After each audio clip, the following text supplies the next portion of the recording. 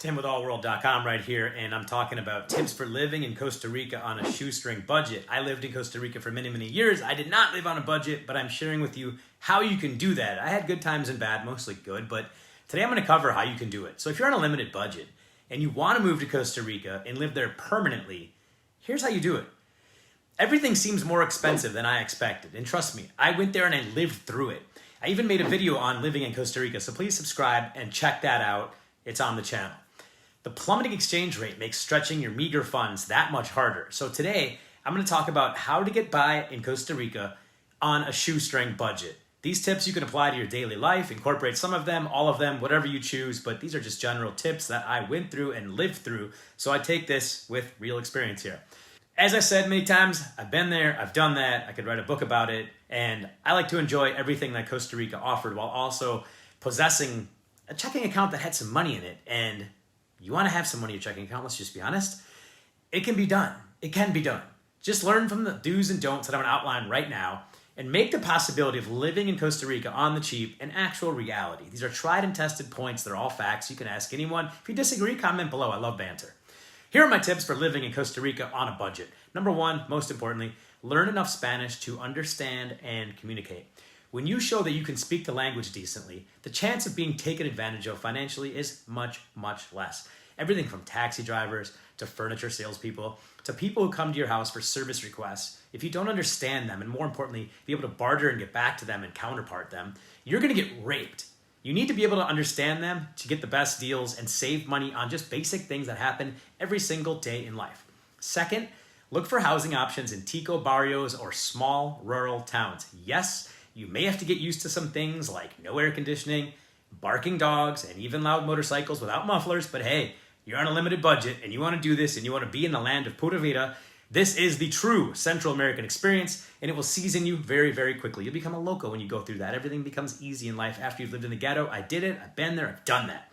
Number three, eat lots of beans. And I don't mean from the can. A $2 bag of beans cooked overnight can yield 15 to 20 delicious and nutritious servings when cooked the right way. Go native and make your mixed beans with rice. Again, you're going to get 15 to 20 servings from like a $3 bag. And you can have a full belly week, every day. They eat that every day, every meal. Really, Gallo Pinto, look it up. For less than the cost of a fast food hamburger. It's actually true. Fourth, eat lots of locally grown fruits and vegetables. Not only are they delicious, but you can get them at the farmer's market, which is called a feria down there. And if you rent a house that has a green zone, consider a small garden. The fertile land in Costa Rica is incredible. So drop in some seeds, harvest the territory, and grow and watch your food grow and enjoy it. Nothing's cheaper than that. Fifth, look for discounts on meat. And I know discounted meat might seem weird, but if things are on sale, buy it and take care of it. If it begins to smell like it's dead or it's been in the sun for a while, obviously skip that one. But every carniceria, which is a butcher shop, has regular specials. Be on the lookout for them. You're all going to have your preferences of what you eat, but look out for them. I used to shop at Don Fernando in Escazú, and I found the meat pretty decent, but the prices for the quality you get there are outpacing any butcher shop you're going to see in North America. It's just a fact. Prices are out of control, and this is 15 years ago I'm talking, and they're not changing. 6, if you're near water, 3 easy steps. Learn to fish, catch fish, and eat fish. They're good for you. They keep you lean. They're healthy. Omega-3 fatty acids. Win-win all around. 7, drink lots of water. Hydration is very important, especially in this kind of climate. And most of all, Costa Rica has drinkable tap water, unlike Mexico, which, while it's not free, it's still cheaper than anything you can buy in a bottle. And on those days of the month when things are a little bit of tight, it'll help mitigate any hunger pains. Okay, that might be a dumb little hack, but drinking water will keep you full. So, hey, just a little hack. I wouldn't be complete if I didn't tell you that. Number 8, and this one's pretty savage, ride the bus. Yes, it is time-consuming, sometimes uncomfortable, and increases your chances of catching whatever virus is in the air, but it's cheap. It's very cheap, and they go about everywhere in the country. Almost every corner has a bus. Plus, you never know when you'll be lucky enough to sit next to a breastfeeding mother. Been there, done that, and been lactated on. Again, this cultures you and seasons you. This is the Central American way of living for most people. Dive in and immerse yourself. I know it's savage. Number 9, take lots of trips to places that people in North America and Europe save all year for to go to and visit for a week or two. There's amazing beaches, wild rivers, volcanoes like Arenal, and picturesque mountain ranges all here in Costa Rica. And you can experience them, leisure out, do whatever you want. And if you want to spend extra days, there are cheap, no-frills cabanas for rent in most tourist attraction areas. And to really price hack, this is my best tip I can give. Do this in the lesser traveled months, like when it rains really frequently. May to October are the best times to save on hotels and lodging anywhere in Costa Rica because it's not tourist season. Here's 5 don'ts for the budget conscious Costa Rica resident or permanent digital nomad, whatever you want to call yourself. Number 1, and this is important, don't dine in any restaurant that caters to tourism unless, of course, someone else is picking up the check for you. I found that the price of dining out in Costa Rica at any American-style or tourist-facing venue is more expensive than back home. As an example, buffalo shrimp at the local Hooters in Costa Rica are about double the price when compared to eating buffalo shrimp in Hooters in the United States.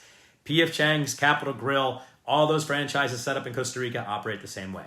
If you drink, don't offer to buy the whole house around unless there's maybe 3 or 4 people around you and they're drinking beer coming out of the local taps or cacique guaro, which is very cheap as well. And make sure you're getting the local stuff or local brands or the well stuff that they're pouring right there, right? The price of Grey Goose and name brands are astronomical. I've learned the hard way. Bartenders will see your skin color sometimes and push you that way, not knowing it's going to triple your price. And also, don't be a sugar daddy or mommy to younger companion. You'll end up paying for everything their entire family does.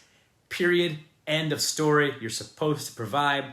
Don't act like the big shot if you're not, and you can't front the bill. It's just a way of life. 4, leading to my next point, don't pay for sex, period. It's a good way to get robbed, get in trouble, catch diseases, and all that good stuff. Plus, ticas love gringos, so you shouldn't have to go down that route. Anyways, that's it.